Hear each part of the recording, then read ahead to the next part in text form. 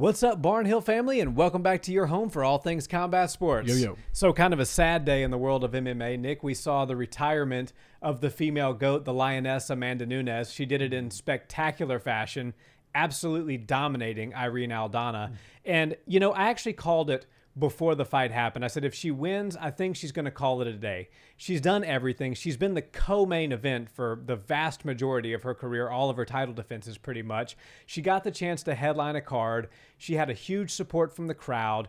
It felt like the night was just perfect for Amanda to call it a day. She retired with both of her belts with her family in the Octagon. I couldn't be happier. I'm going to miss her. I'm going to miss some of the spectacular knockouts and really amazing domination that we saw from her over the years. But I think ultimately this was the right move. Yeah, I have to agree. And I think Amanda went out in Amanda fashion. Yeah. You know, when we saw her in there and she lost her belt and Juliana Pena was able to get the better of the fight, I was like, that's not the Amanda Nunes that we know. And I really want to see the Amanda of old come back for whatever amount of fight she has left. And it was just so good to see her go out there and just put on a masterclass. That left no, questions unanswered or no doubt in anybody's mind who the female GOAT of MMA is, who the best female out of the UFC has ever been. And I know Valentina's technically super talented, but Amanda Nunes is the GOAT in my opinion when it comes down to what she's done, how well she reigned over the 135 division and 145, even though she didn't have a ton of defenses there. And essentially retired the 145 division because if I understand correctly, they're probably going to end it and close up shop there and focus more on 105, bringing the atom weights to life, which is pretty cool. But to see Amanda go back to her ways and go back to just being a dominant champion was something really cool. I mean, the scorecard said it all.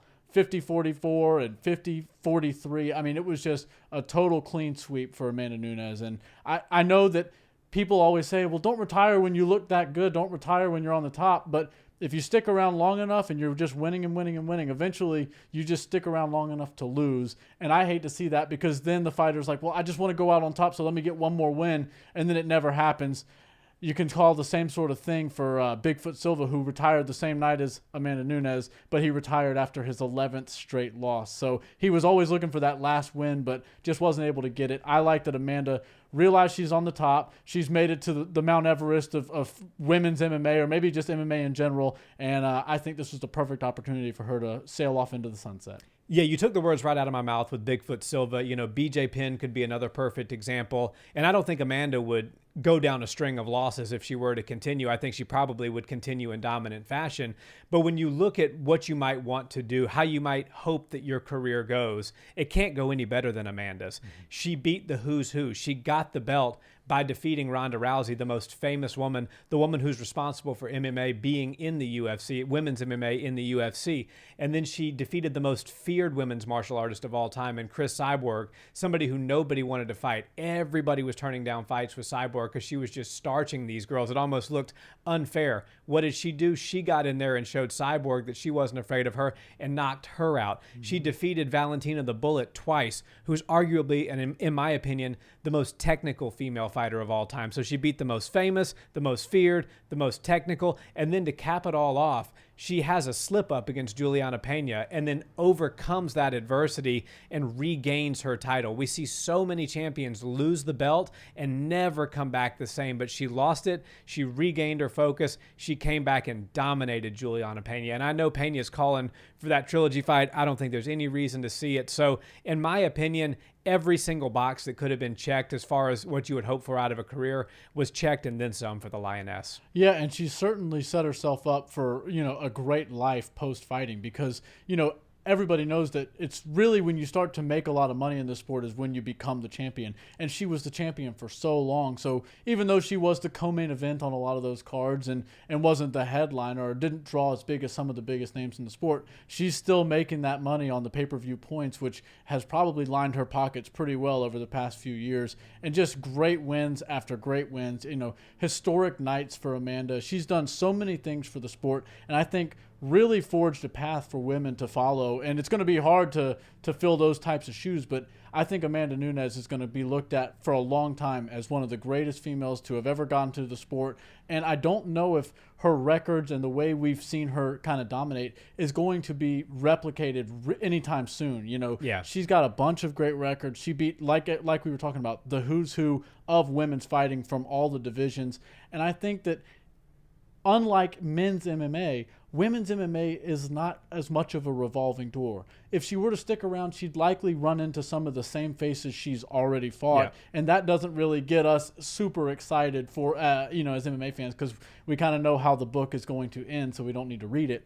But if you're a man in MMA, you're going to constantly be seeing new faces. You know, if you are a big UFC fan and then you take a year off and then you look at the top 10 from when you left the sport to when you come back, there's a lot of different names and a lot of changing of the guard. Whereas in women's MMA, it's not quite the same. We've got a lot of great new talent emerging and a lot of names that are being created right now, but nobody's really come out as that next level, that next generation that needs to fight, the legend, the living legend, the current champion.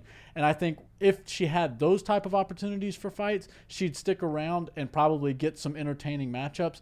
But since she doesn't have any of those people looming in the division or in either division for her, I think it's best that she sails into the sunset, retires right now, and then moves on to whatever it is she's going to do next, which we know she'll be successful at. For sure. And she's got a growing family and she wants to go enjoy that. And I think she's going to be a great mom and that's going to be the next chapter of her life. But it's so true what you talk about. You know, if you take a year off as an MMA fan and then come back, the men's divisions look totally different for the most part. And you do have your exceptions here and there. But honestly, if the last MMA card you watched was UFC 200 when Brock Lesnar was fighting, and then you watched this past weekend, you're like, oh, Amanda Nunes is still the champion. What else has changed? So it's very true. There's only a few faces that can really eclipse and reach the top of each division respectively. And for the heavier divisions, 135 and 145, it has been Amanda through and through for many, many years. Valentina can present some problems because of her technical ability, but the reality is she's just kind of too small and she doesn't have the belt right now. So things may have been different had Grasso not defeated the Bullet in surprising fashion. But because that happened, I think that was just all she wrote for Amanda, and good for her. I can't wait to see what she does next, whether it's coaching. She's going to do something exciting, and I'm here for it. Yeah, I'm sure she's going to have her own little division of American Top Team because it seems like she's kind of created her own little gym, and it's probably been more of a boutique gym just for her, and she brings in training partners and whatnot. But now she'll be able to run it as a business, maybe create a stable of her own fighters and help the next generation come up. Amanda Nunes is one of the good eggs. She's really an awesome person. I think what you see on TV is what you get in real life. She just seems like a real gem of a person. So I can't wait to see what she does next. But yeah, that last performance from her was just about as dominant as it gets. And I was so happy to see that because I was a little bit bummed when we saw her get knocked out by Juliana Pena. And I was like, there's no way we're going to see Amanda Nunes regress as far as her talent goes. We're going to see her finish off on a high note, and surely enough she did. Yeah, for sure. She's got such a great personality. I think she'd make a great coach, and I would love to see Top Team make her the head coach for the women if that was something she wanted to do. Absolutely, and I think the UFC should probably bring her onto the analyst desk or something because that'd be a lot of fun as well. Double threat, English and Portuguese. There we go.